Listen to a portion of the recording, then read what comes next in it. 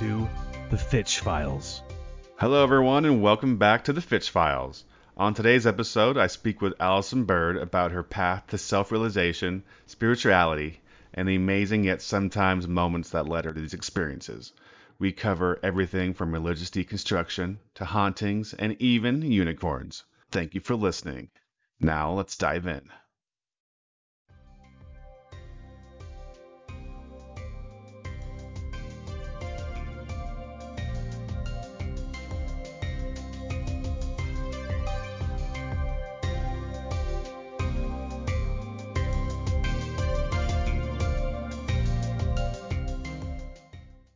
Hello, and welcome back to the third episode of the Fitch Files, the show where I talk to people all around the world about their strange and paranormal experiences to get insight and possibly some inspiration. Today we are chatting with Allison Bird, aka my future wife. She's an artist and a general amazing person overall. She has quite the crazy life to tell us about today. So I'm going to be talking about all of her experiences and her journey to spiritual awakenings and all kinds of fun stuff. So, hi, Allison, welcome. Hi, it's good to be here. We're currently in Allison's kitchen recording. Now, the first question I always ask the guests when they come on my show is, what time in your life did all these things start to happen? That one was really hard for me to pinpoint because I don't know. I don't exactly know what was and wasn't spiritual or, something other than my imagination when I was little. Hmm. So I want to say we'll start with when I had an imaginary friend. Uh, I had this imaginary friend who he I was 100% sure he was there to protect me Hmm. because I was seeing this being in my grandma's house, and this being was really really scary. So I would call on my imaginary friend and he would come and protect me from that being. So the thing that I was seeing that scared me, he looked like this big hulking monster, like a Frankenstein kind of guy. Ooh, But yeah, it was gross. Um, was he green? he kind of was like greenish gray. I mean, I can remember him very specifically. He had these huge, big square teeth. Ooh. Yeah, I didn't like the teeth. But no, and then I would call on my imaginary friend. He was always with me. He was a little fuzzy blue monster. Ooh, nice. Yeah, think like Sesame Street, but Like a like Muppet? a yeah, kind of like that. But he was very serious. He was there for a job. So I never knew, was I actually seeing something, or was I making it all up? But this was when I was like 3. It was that vivid? Yeah, I still remember everything very clearly. And then I did, like, growing up, I wasn't very sheltered. I watched scary movies from a young age, so it's highly likely I was creating a lot of things out of fear. Mhm. But I do remember that at my grandma's house growing up, the whole family had stories about hauntings going on there, because I had a grandpa named Grandpa Stan, Mhm. and he had been an electrician. So, like, weird electronic things would go off in the house, I guess, after he died. Did he pass away through something electrical related? Oh, I honestly don't know. I never thought to ask that, but I do know I would see things happen with the TV that was just a little bit weird. All the lights would do weird stuff. And then there was a really cool story one time where my mom, she was in the back guest bedroom, and she was laying down to go to sleep, and she felt like there was a weight being set down next to her on the bed, like Hmm. somebody sat down on the bed Right. and there was nobody there. So, whatever it wasn't making anyone afraid, so we just called it Grandpa Stan. It's Grandpa Stan's ghost. Um, Yeah, and I remember, like, just seeing little things here and there when I was little like that. And I also had, like, I was able to do lucid dreaming. I noticed at a younger age because I was having reoccurring dreams. They were scary. I was afraid of Chucky because I watched all those scary movies. And so I'd have this reoccurring dream about Chucky hunting me down. And I was tired of it. I was like 8 or 9, I want to say. So I got ready to have this dream. I was ready for it. I knew it was coming. And I prepared before bed. I was like, if this happens, I'm going to do this and I'm going to counter it with this. So it worked. And I learned that I could lucid dream, which was really cool for me because when I got into high school, we did like creative writing classes, and it was my favorite class. I love writing, but one of our prompts was create stories out of your dreams. And I was like, well, I'm going to create my dreams and then create stories out of that. There you go. So I went and dreamt, I guess, and I would write really cool stories, and the teacher would read them out in class because he loved them so much. Oh, wow. Yeah, that was really neat. So were you trying to summon Chucky? Did I summon him? No, I didn't. I was not trying to. I was so afraid. I was so afraid of Chucky. And then, when I was growing up, we were religious too. I was raised Christian, and so my grandma and I, we would discuss the Bible a lot, but we would discuss scary stuff, and we discuss ghosts and things and the afterlife, and we discuss like the apocalypse, which is a heavy thing. Just normal things. Yeah, but we weren't taught like not to believe in spirits or anything like that. I definitely would not have summoned Chucky, but I was trying to protect myself, probably with prayer when I was little. Yeah. So that's about where that ended growing up. So that was your beginning. Yeah. Of your journey. Yes, the very beginning. And then, well, that evolved into when I was, I want to say, a young adult. I was dating this guy who was an atheist, and he made me question a lot of things about my religion, and I wanted to look at things from his side.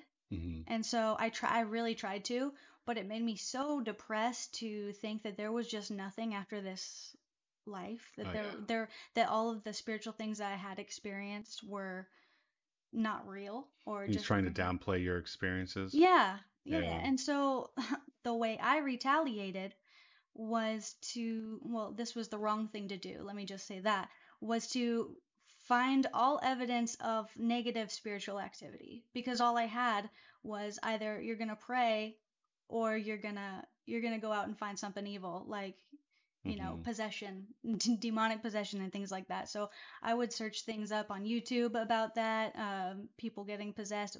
Don't do it. Wrong choice. Most of it's fake. And so I was like, well, here we go. Look, if there's evil, then there's got to be good out there. There's got to be, if there's spiritual activity, on the negative spectrum, there's got to be spiritual activity on the positive spectrum too. So I did not become an atheist, but it did lead me to want to play with a Ouija board. And I think you were around for this part. We played Ouija board together when we were younger. We did. And it kept going off the board towards me constantly, and it still does whenever I do it. Yeah. Whatever that means. So, I don't know why it does that for you, but when I was playing Ouija board, I played it with everybody when I was young. All my friends, I could. Some of them would be too afraid, and I would convince them, like, no, it's cool. Try this. Come see. Another thing you probably shouldn't do with a Ouija board, but so I had a lot of really cool experiences on it, and well, we didn't know anything. We didn't know rules. We didn't know how to protect ourselves or anything. And so there was one night when I was with my now ex-husband, but he was my brand new husband at the time. We were playing with him and this other chick, and something came in that just made all of us feel not good. The energy in the room was just dark. Yeah, it was not nice. It felt yucky. I was shaking, which was weird because I'd played it a million times and I never shook like this. And so whatever this thing was, it was very blunt, the way it spelled things out, I guess. It was a little bit aggressive with moving. It actually formed words though, right? Not just gibberish. No. This was full on words, and that's the scary part, is that, well, I'll start by saying I wanted to lighten the mood, which is a bad idea when you're talking to something negative. Don't play jokes, you know. I was trying to mess around and play games with it. So I tried to lighten the mood I was like, hey, I'm going to hold some fingers up behind my back and you tell me what number it is, you know. Mm-hmm. It called me a fool. It spelled out Fool. And I was like, oh, okay, I'm a fool, whatever. But then it started spelling out, like it spelled out a full line from the Bible that some demons say. I think it said something like, we are, or I am legion, something like that. I can't remember now. And some more stuff. I've actually had the I Am Legion before, I think, too. I don't like that. I don't like it. But I mean, I'm over it now. But at the time, super scary. And we all just kind of shut that down and we had to go outside and talk for like 2 hours about what we believed in and stuff. But yeah, it was eye-opening for everybody. The difference between them and me is that it kept going with me. That was the night something attached to me. And so our friend went home. My new husband at the time and I were sleeping, and I had this crazy dream where it started out like a normal dream, and I remember this dream in complete detail. I'd been listening to the Killers a lot at the time, and so my dream was the lead singer of the Killers was giving me a tour of this mountain made of Reese's peanut butter cups. Okay, great dream so far. Then all of a sudden he stops and looks behind me, and his face gets really scared and he points behind me, and I look over to what he's pointing at, and this black creature was like rushing at me screaming, and I woke up and I could still hear the scream. It was still happening. So I shook my husband and I was like, wake up, do you hear the screaming? And then it ended and he woke up and he was like, no, I don't hear anything. Like, why'd you wake me up? Right? There's never anybody to witness it when it's really happening, which sucks. So I'm like, okay, maybe it was in my head, whatever. No, it's kind of eerily similar to the last episode with Alexis on here when she was saying she could hear the cries of the dogs Yeah. as Yeah. she woke up. That must be a thing that happens. I don't know. That's crazy though.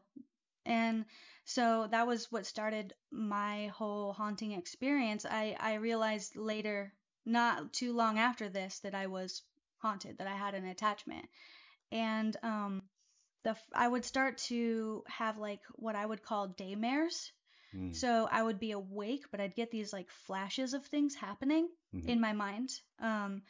And sometimes I would see this thing in my mind that was standing right behind me, and I could feel its energy behind me. And what I would see it looking like was it looked like me, but not me. Ugh. Yeah. Yeah, you don't want that. No. And I didn't know anything about lore or, you know, other monsters and things like that, but I knew that that was probably not what I should be seeing. Yeah. And I would kind of like lose a few seconds of time Mm-hmm. when I was having these daymares. So one of them I was in my car and I got out and I started walking up to the front door of the house I was living in at the time. And those few seconds between the car and the front door, I had a daymare, but I don't remember walking up to the door at all. So when I came to, I was already at the door. And I saw that thing following me behind me. That's what I saw in my head.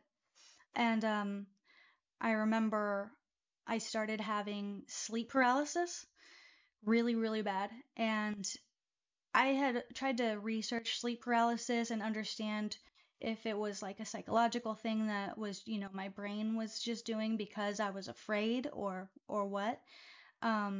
There's a lot of different things that people will say about sleep paralysis. Like it could be that, or it could be something's haunting you, or, you know, You didn't eat right the night before. yeah, Eat before bed. could be anything. Yeah. And so I would wake up not able to move. At first I couldn't see or hear anything.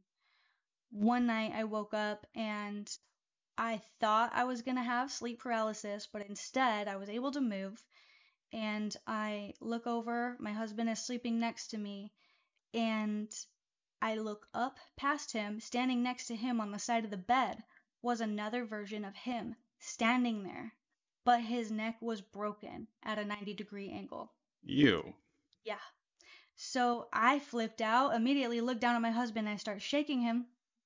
And he kind of like stirs and starts to wake up, but when I look back up, the thing is gone. So there's nothing even I can say to tell him I saw this thing, but what's he going to say about that? I was worried that he was going to think that I was going crazy, and like we had just gotten married, so I thought he was going to think that he married a crazy person, but I was just trying to be honest. I told him the things I experienced, and he wasn't experiencing anything, even though he was in the room with me. So, he ended up leaving for basic training for the army. So I was left on my own with my daughter. And I basically was waiting to move out to Texas to live with him. And during those few months when I was waiting, I was living back and forth between my parents' house and his parents' house up in the mountains. And so I was having the sleep paralysis stuff, and it was starting to get worse. And I wasn't telling anybody about it anymore because I didn't want to be judged. So I would go up to his parents' house, and they were extra religious, to the point where you don't mention creepy stuff. So I really didn't want to bring anything up or have them judge me.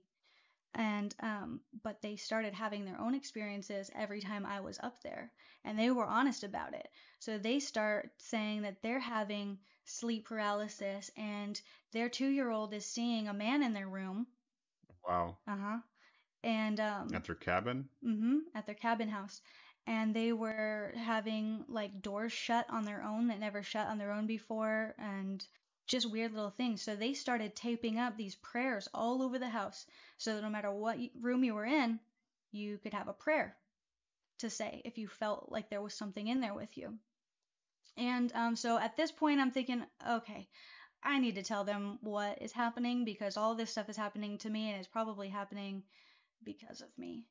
So I let them in on it, and they're like, okay, we're gonna pray, we're gonna do this together, we're gonna figure it out. And so I jumped into extreme religion again to help me figure out how to battle this, because I was terrified, and I was pregnant at the time. So I definitely didn't want anything to happen to me. I didn't know how to battle this type of spiritual warfare. But it started ramping up. It got worse. The sleep paralysis, I started hearing things like chanting. I've heard that before. It was not like Native American chanting. Like, no. I want to. It was in another language, but it wasn't like that. It was comparable to like some sort of like Latin chanting, I guess. It was not the Halo theme song. Yeah. Yeah, it was creepy.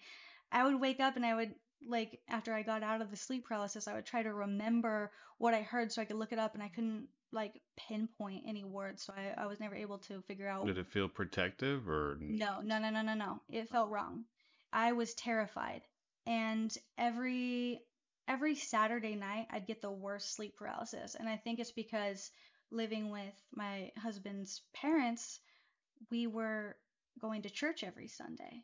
So I had it in my mind that it was going to be worse on Saturday nights because we were about to go to church. So there was one night, it was the worst ever. And I woke up, and I wasn't in sleep paralysis yet. I could move, I could, everything.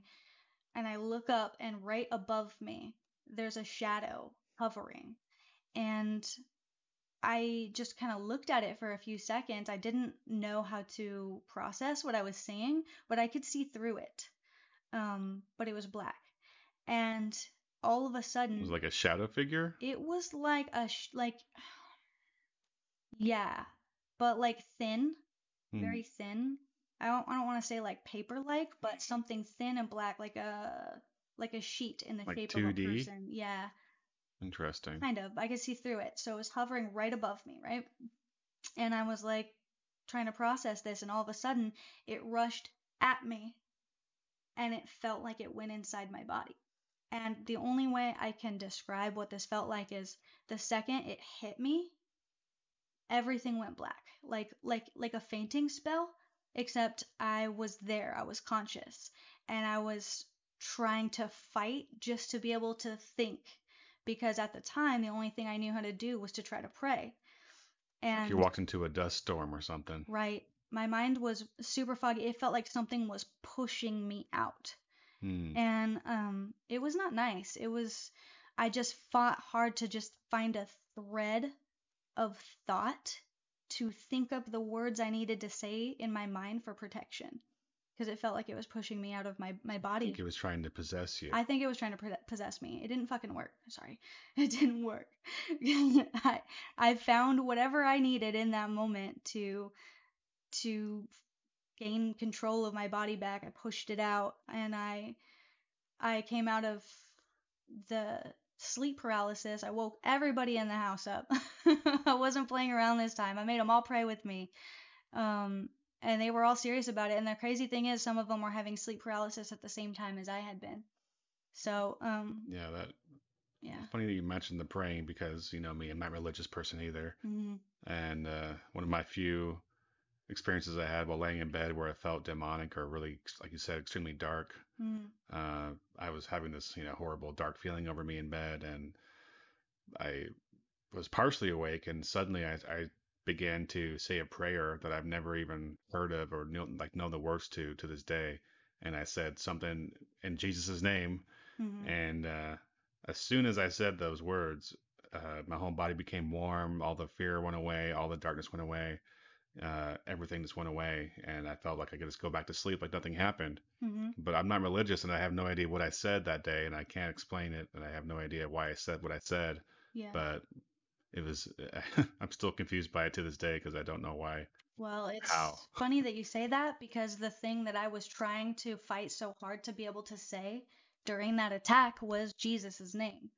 Because sometimes that was the only thing I could do, was just repeat his name over and over. Hmm. Apparently they don't like that. I don't know. I Apparently. think it's just, I really think it's like a high vibration sort of thing. Hmm. I think Jesus was probably a very high vibe individual, and that's why that works. Could Because be. when you're dealing with like negative, low vibe energies, Right. that just makes sense that it would be a really great counter. But yeah, I So, came out of that. sorry. So when you said that rush towards you, that was like the second time that you had something rush towards you, apparently. Yes. Mhm. Interesting and Yeah. creepy. Yeah, and I ended up having sort of a finding God moment, and I now at this time I don't like to refer it as God as in like a man in the sky, but finding like the ultimate version of light and love, like watching over you sort of thing moment. I I was really afraid. I was in the room up at that dark mountain cabin. I knew something bad was in the room. I knew that thing was in there. And I was just terrified. And I did not really listen to Christian music at the time, but I remember thinking, there was this one song that had come on the radio in my husband's parents' car, and it wasn't that bad. Maybe I could remember some words to that song and I would feel better. And I could not for the life of me remember this song at all, because that wasn't my kind of music. And so I'd prayed, kind of, not like an official prayer. I was just like, if there's a God out there, please help me get through this, because I'm terrified and I need help.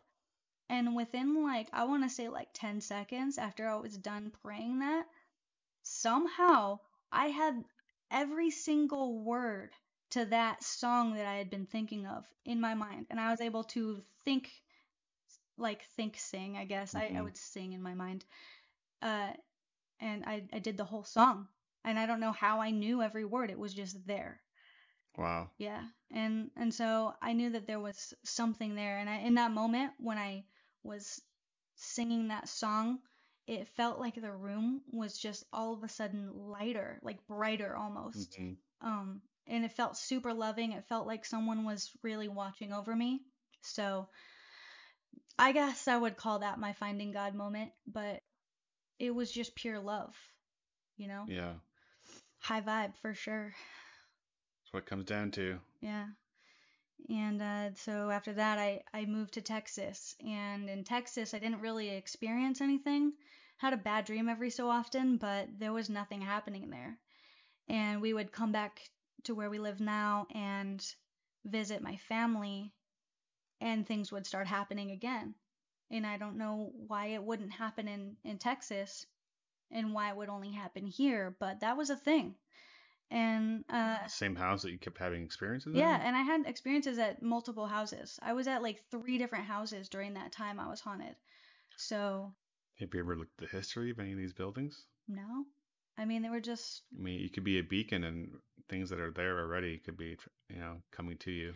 that's a possibility. It's just that, like, nothing had ever happened there before until I had done the thing I did with the Ouija Open board. So, floodgates. yeah, I opened the floodgates, and one of the things that happened was when we came back to visit, I was sleeping in my old bedroom at my parents' house, and I woke up to being pulled off the bed in the middle of like being pulled off the bed. So that was freaky. I've had that sensation before of falling off my bed, but not quite. I mean, almost felt like being pulled off, but not Mm-hmm. quite. Once again, sleep paralysis related usually when that happened. Mm-hmm. Yeah, something had So grabbed you me by fell my off the leg. bed? Yeah, I was halfway off the bed. Something grabbed my leg, pulled me off. Was it like a slow grab or was it like a really quick one I can't tell because I woke up in the middle of a dream and all of a sudden I was just like, on the ground? yeah, halfway off. My leg was like off the side of the bed. So, yeah, it was jolting. And then in that same room, I had been sleeping another night, and my brother, my younger brother, was across the hall from me in his room. And he wakes up one night and he comes to my room. He's like, Allie, what did you want? And I said, what do you mean? And he goes, I just saw you standing in my room. And I said, no, Oh, hell no. I was not in your room, brother. Sorry. So I don't think he realized, but he had had an experience of his own, which is funny because he doesn't normally have experiences. Hmm. So that happened. It's said that seeing doppelgangers like that is usually demonic related. Yeah, it Pretty. was it was not a nice entity. So I would definitely think that it could have been demonic for sure. That's one thing I've not experienced ever is see myself as I am now. You don't want to. Yeah. It's really off-putting. And the last thing that ever happened, it kind of just started to fizzle out on its own. The last thing that ever happened was I came back to visit home again from Texas before actually moving back. And I was starting to feel good because I'd been in Texas so long, nothing had happened. I wasn't really scared anymore. Mm. And so I was in my old bedroom again where I was staying, and I had the radio station on, and for some reason decided to play Christian music. Again, not my style of music, but I decided to put it on this night. And as I was on Facebook, I want to say, just chit chatting with friends on Facebook. So I was in a good mood. I wasn't scared or anything like that. All of a sudden, the music starts to dim out, and it wasn't staticky, nothing like that. It just dimmed out in the middle of a song. And it was like a pause for a second Hmm. and a long growl. And then it was quiet, and then it went back up into the music. So It was I like it sat faded there. in and out. It faded in and out, Did growl you in hear the the music while the growl in the no. background? It was Mm-mm. just a full on growl. It was a full-on growl. It was very like a very animal like snarl. Wow. It was not nice. And I sat there for a second and processed what I'd heard, and as soon as I realized what it was, I jolted. I ran out, found my brother, and I was like, there was a growl in my room. Came from the radio. And he came in and he checked the room and he was just smiling at me because I'm crazy. And yeah, nothing really came of that. But that was the last thing that I ever really experienced from whatever that being was. Did you do anything that made it stop, or did you change something about your life that stopped it? Not that I know of. I mean, I think I started focusing more on, I don't know, myself and my personal power, because I ended up later on like going through my spiritual awakening where I was moving out of religion being my main crutch for Mm-hmm. everything, I guess. There were just things that I didn't agree with as far as religion went, and I wanted to figure out what else there was Mm-hmm. and why I resonated so much with things that did not go with religion, I guess. Mm-hmm. And so I started going through my spiritual awakening at the end of my marriage, which was like 8 years. And I was doing a lot of soul searching and meditation and tarot and oracle cards, learning about protection, with like protecting your energy and things like that. So at that time, there definitely wasn't any more spiritual activity that was negative happening. I did have questions. Like sometimes I would have good experiences and I would be like, is this actually something negative trying to get me? Mm-hmm. So I mean that's kind of where religion leaves you a lot of the times. You don't you're taught that anything spiritual that happens is demonic. Mm-hmm. So I kind of had to deconstruct from that. But as soon as I started being spiritual, it was really cool because things started to align for me and I was no longer afraid of things. And being afraid makes you weak. So it was more of a turning point for me in my own strength, learning that I had the ability to fight things off on my own. And so that was where that went. But that was around the time that I ended up messaging you. Mm-hmm. Because I thought I wanted a spiritual mentor Mm-hmm. and I wanted it to be you. And we hadn't talked since we were teenagers, Mm-hmm. I think. So that was kind of in alignment with my spiritual awakening because I didn't realize at the time you were going to be my future husband and everything was kind of playing out exactly as it needed to. So, And you had the ability to research and study and do all the things you weren't able to do mhm. previously. Yeah, that's true. That's true. I was kind of bound to being a housewife before you. So, yeah, now I was free. I was able to do what I wanted to do to live true to my soul. And it was really cool because I discovered the Schumann Resonance right at Mm-hmm. like the perfect time because that's when you're starting to learn about energy, you automatically have to learn about the Schumann Resonance. So, for those who don't know, what is the Schumann Resonance? The Earth has a magnetic frequency of Uh-huh. its own at 7.83 hertz.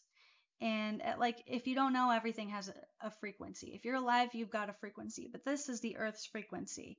And there are superficial wavelengths that disrupt the Earth's natural frequency. Mm. So, like, we have a lot of electronics and stuff. We're a technological society, Mm-hmm. and those types of things actually have an effect on the Earth's magnetic frequency, and in turn affect us as well.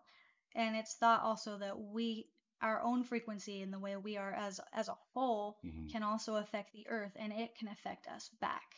So yeah, it's really cool if you want to track the Schumann resonance. There's a Schumann resonance app, and Costs like $2. it costs like $2, but it's worth it. We check it all the time. But what's cool about it is that you can kind of see how you're feeling during the day, and if you're feeling a little crazy, you'll be like, let's check the Schumann resonance.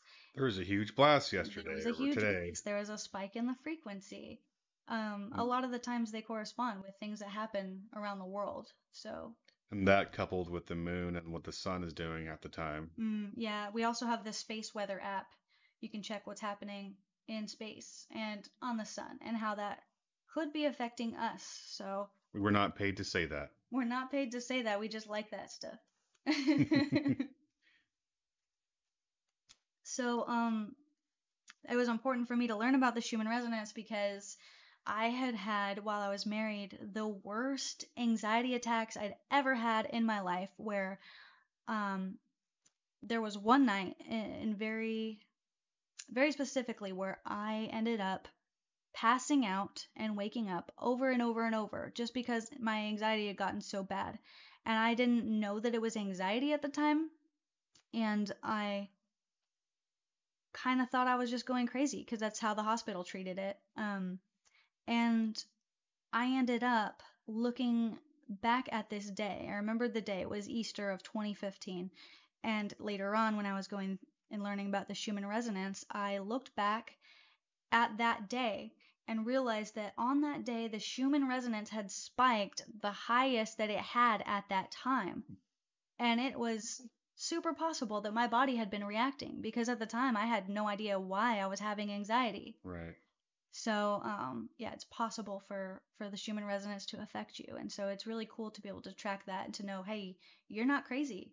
You know, your body is reacting to energy that you can't see. You're not crazy. So, And if your phone's acting weird, that could be why too. yeah, if your computer's not connecting to the internet, and it should be, sometimes it's that too. Could be a blast. Could be a blast. Could be the sun. Could be the sun. Could be the moon. Could be you need to clear your house. Clean the house a little bit. Clean your house, clear and shield your house. Make the ghosts go away. And yeah, so where were we? I started having like synchronicities, being with you especially. I tend to bring those wherever I go. You bring the synchronicities, yeah. Synchronicities happen all the time, mostly numbers with you. Mm-hmm. But then we'll have that thing happen where, like, we'll be talking about something and then they'll say it on a TV show and it'll be something so random. Yeah, very, very precise. Like, yeah. Like things that we never see. There was one time we were walking back home from the store and I was telling you about how when I was little I used to go to the beach and feed seagulls my French fries, and you hadn't had a lot of beach trips or something, or you said that it was confusing because you'd never heard of seagulls eating the French fries. And so we went home and we watched Saturday Night Live, and they did a little sketch about, I think it was like the birds or something. Oh, yeah. But Kate McKinnon was in the phone booth being attacked by seagulls, and she had French fries, right? She called the police, and they were like, "What kind of birds, ma'am?" And she said, "Seagulls, you know, the kind that eat your French fries on the beach." Oh, yeah. And it was like immediately after we had that conversation, which is happens a lot, right? Yeah. So that was pretty cool. And then we notice also when we go through our spiritual awakening, like people sort of leave your life, like people who don't resonate anymore. I had a lot of that happening as well. Oh yeah, it never stops happening. Yeah, it's kind of sad, it's for but the better, it's though, for the best. Yeah. It's part of the growing pains of self-realization and figuring out who you are in the grand scheme of things. And who your tribe is. Who your tribe is. Most importantly.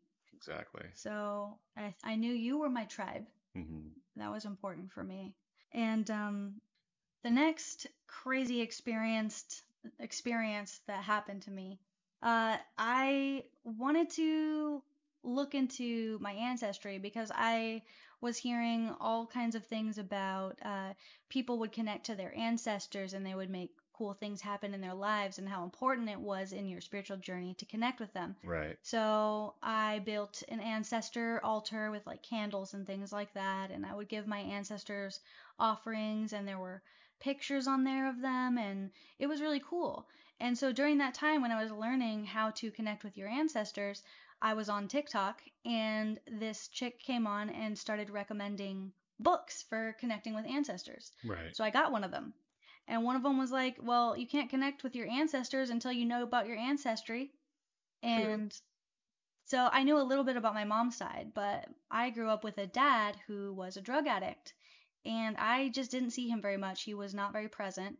And he just wasn't a good dad. We'll say that. And so I thought I'm going to have to do one of those ancestry DNA tests so I can find out about my ancestors. And I did that. 6 months later, our ancestry test came back, and I looked at all the DNA matches, and I didn't recognize people that had the same last name as my dad. Right. I didn't recognize a lot of the people that were coming up as close family members. Right. And a few months went by. I kind of just like shrugged it off. I didn't pay attention to it.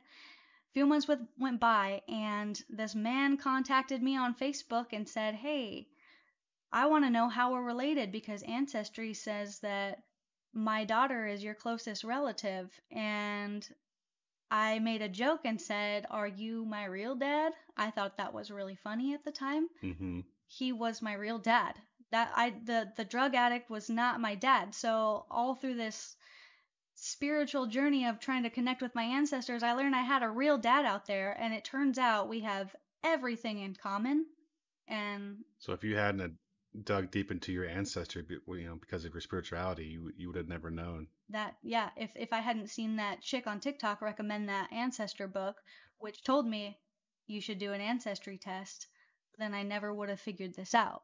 So, yeah, it was a really cool thing for me because I got to throw away all my bad experiences with my old dad, and You have time to make new ones. yes, and I got to throw away that feeling of not being wanted Mm-hmm. because my real dad, he wanted me. Mm-hmm. So, yeah, spirituality does that for you. When you go on that journey, you find things just come into place and amazing things happen. Like this, I never expected it. You might lose some people on the journey, but you'll find the people that matter. Mm-hmm. And what else? So I know that you have some other experiences with an elemental you can talk about. okay, well, that starts with I wanted to learn how to do art using spirituality, but I wanted to do it differently. I didn't want to like meditate and draw things because I'd already done that and it's cool, but whatever. I wanted to do something different, and I thought if you can put your hand on a planchette on a Ouija board and have spirit move that around, why can't you do it with a pencil or colored pencils or markers or you know? So this was before I understood protection and how to contact things in the spirit world. And I literally just put my pencil on a piece of paper and said, who wants to come draw with me? Right. And something came through. And at first, I would draw with this thing, not knowing who it was. I would actually ask questions and see if it could write words back. And sometimes it could, sometimes it couldn't. It would write weird, like it didn't know English or something like that. Mm. So in my mind, I was thinking maybe I need to teach it the alphabet. So we would go through, I would write the alphabet down, and I would say, hey, if you're trying to write this word, use this letter instead of this letter, or, things like that. So whatever it was, I felt like I was teaching it how to write, and it got better. We were able to speak very fluently with each other. When I would ask it questions, it would write a word. And so I'd say, hey, let's draw a picture. Let's draw whatever you want to draw. And it would draw some crazy things like, I call it spirit art because I don't know what else to call it, but it looks like energy waves and things like that. Do you have the drawing still? I do. I do. I have to include it in your picture for the show episode. I have a bunch of them. But this being started to have like a personality. He he has a name. I won't say it out of respect for him. I don't connect with this being anymore because I discovered that he was an elemental, I think, if he's not lying. I mean, like, he could totally be lying. I don't know. I'm not interested in knowing anymore. But he was sweet and kind to your face, but I didn't know that there was just this unspoken agreement that anytime I was going to connect with this thing, he was going to just feast off of my energy. So I would be so drained when we were done. I'd get cool art, but I was drained. And I ended up talking to a psychic before I realized what this thing was, and I didn't tell her about this being that I was contacting, but she was kind of like checking the vibe of me and where I lived to see if I needed some protections or, what was going on. And she was like, hey, you have this little fairy-like being in your home, and I'm getting the impression that he moves things around your house, and he might be just doing things that you don't agree with, but he's benevolent. He needs his own space. So I had to create this little fairy garden sort of thing outside for him and tell him, hey, you can't come in my house anymore, buddy. sorry, this is my space, this is your space, I built it for you. And I'd give him like fruit and water and shiny things. Keep in mind, we were also seeing orbs and shadow figures Mhm. and glitches in our vision and flashes of light all during while this thing was around. Yeah, I would be, especially in the middle of speaking with these things, doing spirit art. I would see these little streaks of light like right in front of my face, which was crazy because normally when you catch those things, it's kind of like out of the corner of your eye. This was right in front of me, so. And I recall I actually tried doing the writing as well. Tried to communicate with the writing and Mhm. got some pretty crazy. I kept getting a bunch of spirals and whatnot. That's how it starts out. It starts out with like energy waves and shapes and things. And you can almost see the design it wants to do in your mind, right? Like as it's doing it. For me, anyways, Yeah, I can kind of see like where it was gonna go. Like, and yeah. it did lots of like weird, like I don't know how to describe it. Almost like a graft. Like it starts off, lower on the paper, then it goes up really high, then it goes down. Like, but perfectly like perfect steps, like perfectly like gradual steps going up and down, kind of thing. Like with my Mhm. eyes closed, I was able to perfectly, make these like weird patterns without even knowing like what I was doing. Yeah, it's It was fun. strange. Yeah. And that thing about kind of like knowing what it's gonna do before you do it, that's kind of how the automatic writing works because you're supposed to kind of just like do whatever comes to your head first.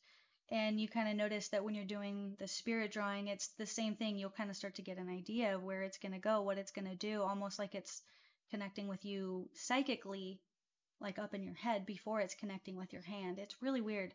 But I would notice too if I was speaking with it with words, I would hear in my mind the word that it was about to say sometimes. Right. Which I think is kind of good for your development when you're learning how to connect with stuff like that. You need to learn how to trust your intuition and trust the things that pop up in your head, and then you can learn to differentiate that from your own thoughts. Exactly. You can tell when it has a different energy from the words that you would be creating, you know. Because like my buddy of mine back in the day, he used to have an apartment complex. He was in an apartment, and we'd go hang out over there, and constantly people would be getting in fights, and there'd be negative energy in that place, and you can always tell it whoever's in that house like changed everyone, like their energy. Just everyone was soaking it up, but had no idea what it was or why they were acting the way they acted, and it was this constant like negativity and darkness. And Mhm. one thing I've noticed, even with you, like when we go to allegedly haunted places or cemeteries and stuff like that, they seem a lot less active than apartment complexes and houses. Mhm. Kind of weird that the places of the dead are quiet, but you go to an apartment complex and it's super active of shadow figures and orbs and all kinds of weird things. I saw in the last episode I mentioned the ghost cat. Mhm. Never know what you're going to see in an apartment complex, but if you go to a Zach Bagans, haunted museum, you're not going to feel anything for some reason. It's kind of weird. Yeah. Weird how that works. I felt something in the haunted I museum. mean, I I felt felt some things. Yeah, I felt there's a lot of things. that place is pretty cool. If you're not familiar with it, go to Vegas, go see Zach Bagans' Haunted Museum. He's got a bunch of haunted dolls and skeletons and memorabilia from serial killers and all kinds of creepy stuff over there. And we met his mom. We met his mom. That was Super pretty cool. nice. Yeah, I bought a Ouija board Yeah. from that place. We're also not sponsored by them either, but No, maybe we one just day. like it. But yeah, connecting with that being was a learning point for me because I had to learn that even though it's fun to connect with spirit, you need to learn how to be specific about what you want to connect with and You don't put always want to open the door for everything. yeah, don't do that. No, learn protection first. Learn how to protect your energy. Don't let things feast off of your energy. Don't let things come in your house. You don't know what they are. It's Um, tempting to just, open the door and yeah. but would you open your door to your house and let anybody in there? You You gotta have to look out for your clearly. safety and everyone else's safety, on a spiritual level, because Yeah.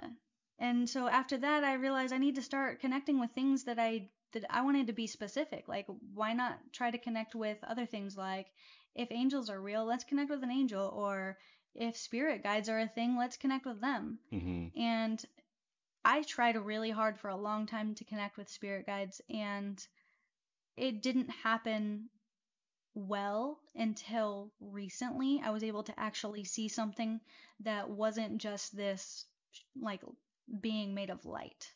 which is fine. If it's made of light, that's fine. That's cool too. That's what you want. You want a being made of light and love. But I wanted Right. to see something. I wanted something that looked a little more physical. Right. And I finally was able to connect with my guides, being very specific, and they showed up at these beings that were blue. Like they looked like aliens. But when I looked at their eyes, they were so kind and loving, and I felt like I knew them. I felt like they were my family. Were they short, like a No, gray? not short. No, not at all. They were blue though. And that started a whole thing of me trying to understand why. Why are they blue? Did they What have is it? like long hair? What else could you see on them? No, they didn't. One of them did. One of them had like white hair, I want to say, and he was older. Like you could tell he was older, but he had long white hair. Like, I don't know, just long white hair and kind, loving eyes. What color were their eyes? Hmm, I want to say they looked darker, but maybe like a yellowy brown. Mm-hmm. Yeah. Interesting. And they were just looking at me smiling in this meditation that I did, and it shocked me because it was happening so vividly. It wasn't like in meditations, I'm used to going in and just creating whatever I want. That's how I meditate and I stay calm. I just create things and I find it fun to do that. Mm-hmm. But this meditation was with a purpose, and it was so clear to me. It wasn't something that I could alter with my mind. It was happening to me. Mm-hmm. So it was a shock, but I felt just so calm and happy in that moment. It was really neat. And I don't think they said words to me.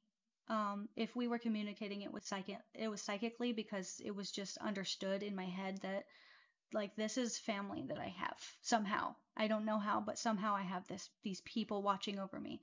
Mm-hmm. And I thought it was really interesting that they were blue, because when I was little I had that imaginary friend that we mentioned earlier, Mm-hmm. who was a little blue monster.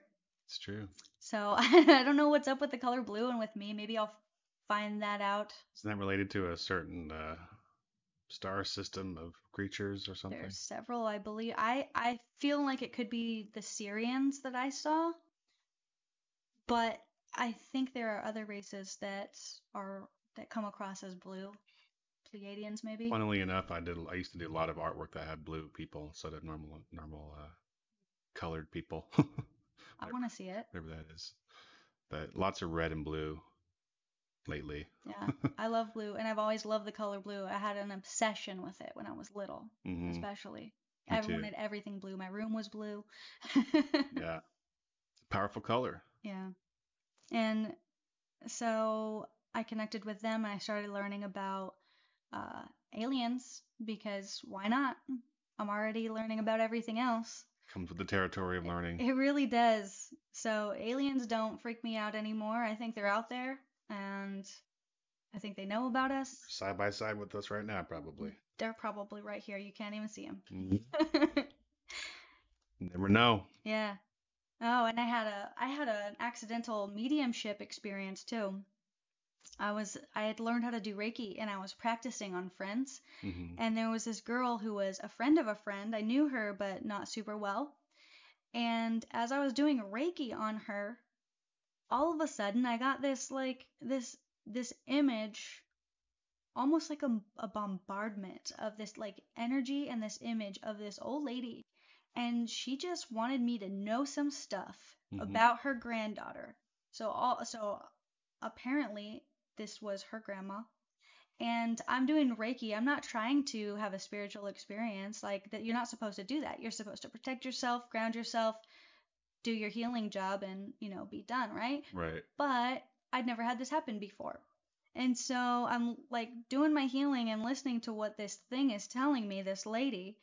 And I get done and I'm like, okay, do I bring this up to her or not? Do I tell my client? Mm. And so I am like, hey, look, this might sound a little bit weird, but as I was doing your healing, this woman popped in.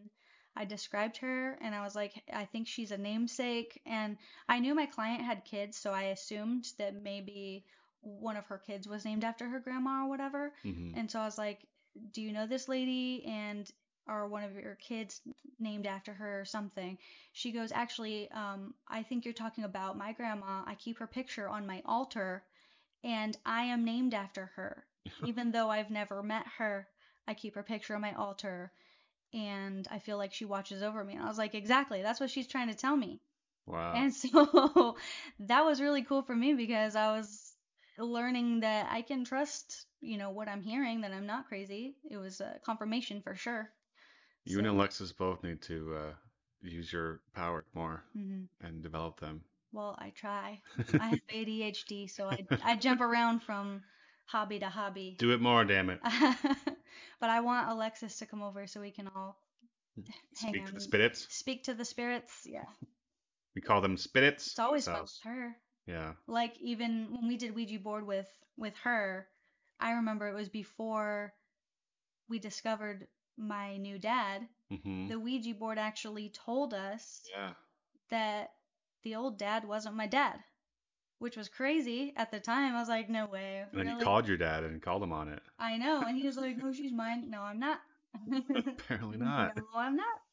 Ghost tattled on you. But things happen when Alexis is around too. Yeah. So, yeah. The power trio. Power trio. For listening, Alexis, we love you. We love you. Well, do you have any other stories that really are calling out to you right now? Just the unicorn story. Oh, the unicorn story. Save the best for last, huh? Yeah. So that's a fun one. So you're with me the whole time through all of this. Mm-hmm. So you know all of it. But Pretend that I don't. So if you don't know me, I am not a bright, shiny, like sparkly unicorn kind of person. That's not my thing. Having rainbow sparkle stuff, not my thing at all. But there was like a whole month period of time where unicorns kept popping up for us Mm-hmm. all the time, everywhere. Even me, and I don't even like unicorns. We didn't even like unicorns. And I looked at him one day while we're in the car. We had just seen something unicorn, and I was like, what if the unicorns are real and they're trying to give us a message? And I think we went back and forth, and you were like, nah, I don't know about that. And I'd have to explore everything. That's Leave why it open for potential interdimensional unicorns. Yeah. And so I'm thinking, what if the unicorns are real? We just don't understand what they are. And so we go inside, and I was like, I'm going to ask the universe to show me if unicorns are real. Give me a sign. And so I said, give me a sign through TikTok. So I sat down, and he was next to me, and I open up TikTok, and the first thing that comes up is an ad. So you scroll past the ad to the very first video. And the first video we see is totally not unicorn related at all. It's this guy just thanking his fans for following him and giving him, follows or whatever. But he's holding a giant unicorn plushie. No unicorn hashtags, nothing like that. Just dude holding a unicorn plushie. And I said, if that's not a sign, I don't know. Like the first video that you saw. It was the first video, and I saved a screenshot of it in case people don't believe me. That's happened quite a bit with us, where we'll talk about something, and then the first video that we go to check, it's there. On. Yeah, no like hashtags. It won't be about that thing. But if you hear snoring, that's a dog in the background. Sorry, the dog is snoring. She's had a long day of sleeping.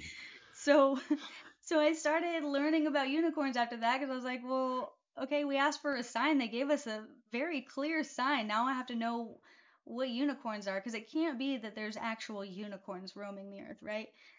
So I read this book that was talking about how unicorns are actually like these dimensional beings of light, and they're here to protect you, especially involving travel, Mm-hmm. which is cool, because we always see in like tarot cards, when there's cards about travel, sometimes there's horses in there. We all know that horses are travel. Pegasus or a unicorn or a horse. Yeah. Something like that. So that made sense to me, and I was like, oh, okay. And the book was like, you can call on, your unicorn for protection while you travel. And so I remember there was a Mercury retrograde coming up, where we had actually planned to travel to that art show. Go see Chet Zar. Chet Zar's art show, yeah. And first of all, you and I both have the worst driving anxiety, so I was already scared. But then they tell you, don't plan trips on Mercury retrograde, because it's bad for car stuff, mechanical stuff. Thanks, Chet. And I've always had bad things happen to my cars while I was during Mercury retrograde. Mhm. And so I was worried about it.